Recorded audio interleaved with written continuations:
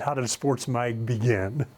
A student came to me and wanted to know if we could provide some TV time for a program that was devoted exclusively to sports. And so I checked around, checked to make sure the studio was available, and we decided we could make a go of it if he had enough students that would be willing to take part in it. My name is Todd Geary, and I was the original executive producer of the Sports Mag and one of the two original hosts.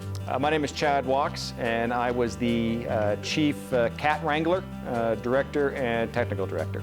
I kind of feel like we needed a little bit more of a challenge than we were getting in the classroom. The classroom experience was great, but we just had a great core of people, 5-6 people that we taken sports production class together.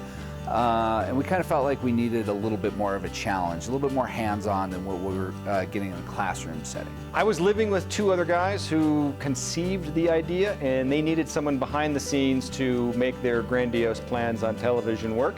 And at the time, I was the smartest guy they knew, so I got roped into assisting them. And it was actually something that I enjoyed doing as well, because I like to be behind the scenes, and so we were kind of a perfect fit for each other.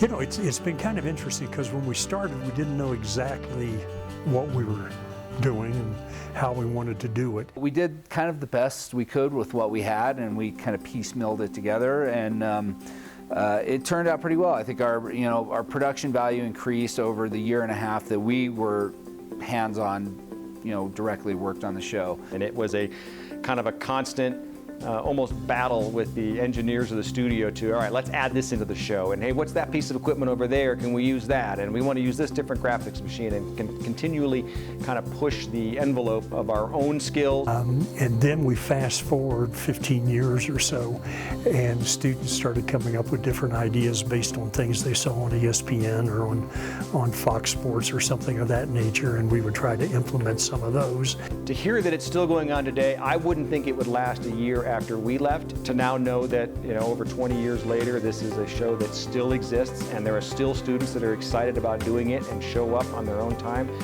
week after week, I think blows my mind. It's kind of amazing. And then over the last probably 4 or 5 years, students have come up with their own ideas about different segments that would be continuing segments. For me, the skills that I got to take away from that, it solidified the fact that I enjoyed being behind the scenes and enjoyed the challenges of that line of work. You kind of take the specific stuff that is most useful to you away from what you do on the show.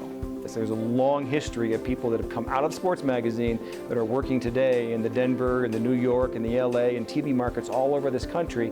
And it's not because they were involved in Sports Magazine, it's because they had the opportunity to, and it really kind of separated those that had the drive and the passion and gave them a purpose while they were here.